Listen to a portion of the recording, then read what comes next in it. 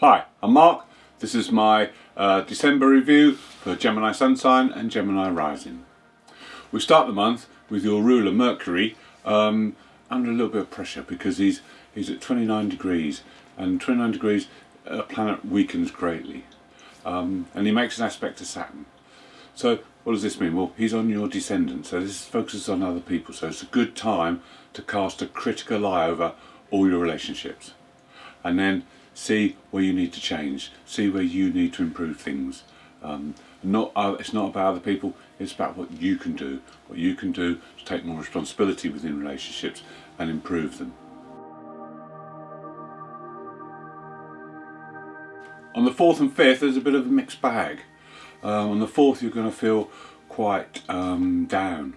This could be to do with finances. You've got Moon in your second house opposing Saturn, so there could be some bad news about finance, or some hold-ups maybe, or some restrictions placed on you here.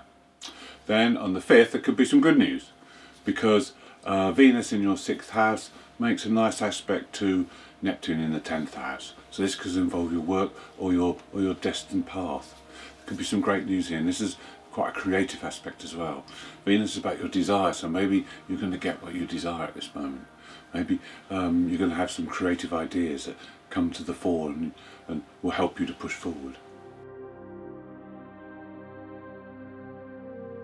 On the 9th and 10th we have another sort of mixed couple of days where you'll be up and down.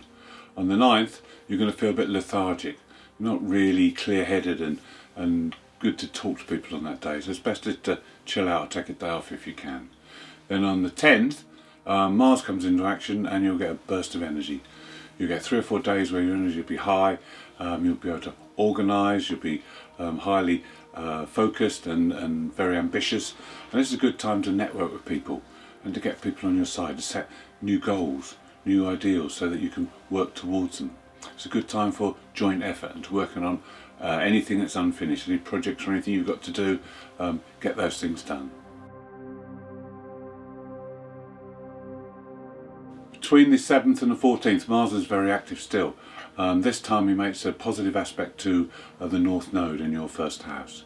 Now this is a very important point. This could be a very powerful point in the month. This could be time of change, because your path could open up now in front of you. You'll have the drive and the ambition to push forward. You have to be brave, you have to do this now. Don't take notice what anyone else says.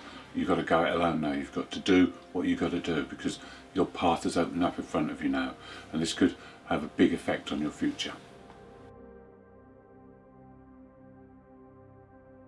On the 13th there's a major event.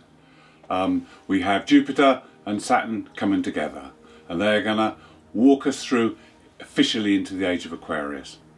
The age of Aquarius has been gradually coming in over the last 50 years. Now I think the sign that both Jupiter and Saturn are going to go into Aquarius makes that official.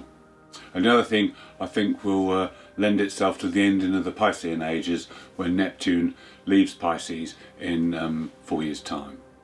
The changeover will then be complete.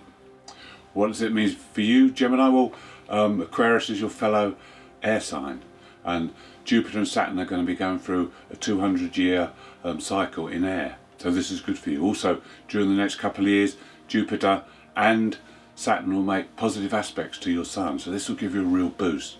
This is a time to look forward to now, to embrace the future. Jupiter will bring opportunities to grow and to expand, especially in the mental faculties, of intelligence and science and all those type of things.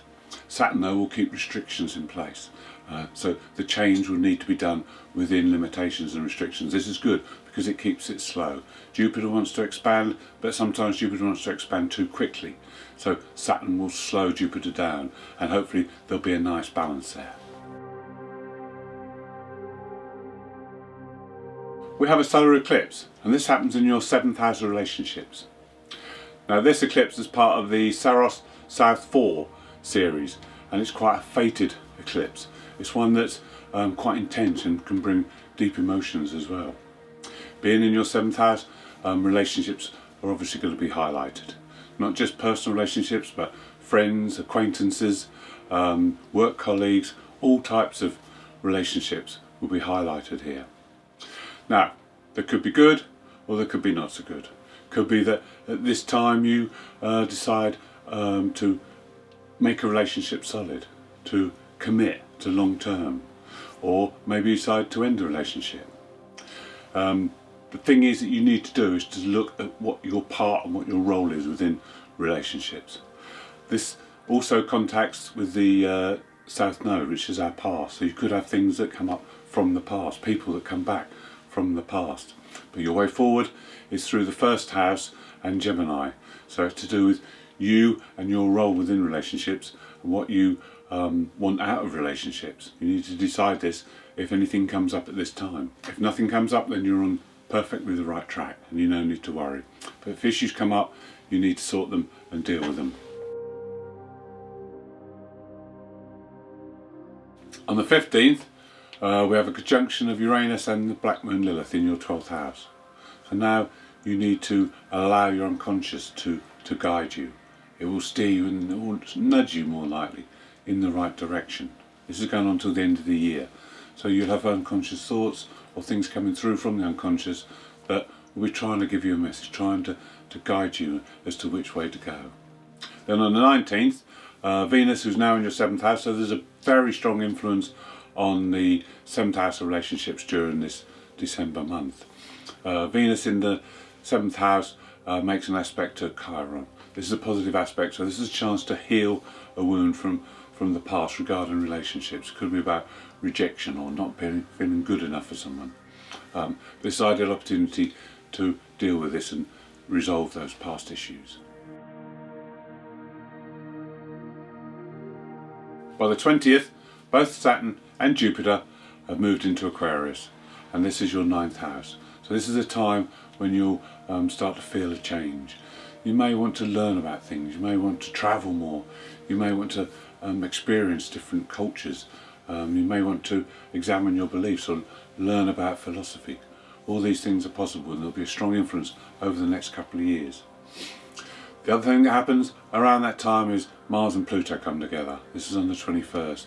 So this is a difficult time. There's a tense few days here because Mars energy is very direct. It's good to get you going and move you forward. But when Mars comes up against Pluto, the god of the underworld, there are clashes. There are usually power struggles. And Mars is in your 11th house of friends and acquaintances. So there could be struggles here going on. Or groups, within groups. There could be group dynamics going on where someone's struggling to take over the group. These sort of things may be happening. So this could be a tense few days for you. We spoke earlier about Uranus and the Black Moon Lilith coming together until the end of the month, and you will get nudges or messages from the unconscious trying to guide you in the right direction.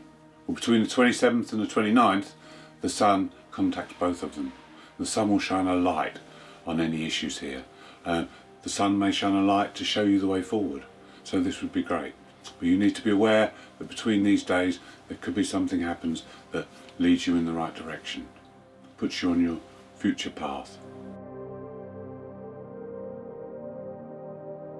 Then to end of the year, Venus makes a couple of aspects, one to Neptune, so you'll be creative, imaginative, but maybe a little bit dreamy and chilled out and relaxed. The other aspect is Venus conjunction South Node, so this could bring something up again from the past. We spoke earlier about someone or something from the past comes up to do with relationships. This could happen again here. Thanks for watching, hope you enjoyed the video. If you'd like to see more, please subscribe. If you'd like to leave a comment, I'd be glad to hear from you.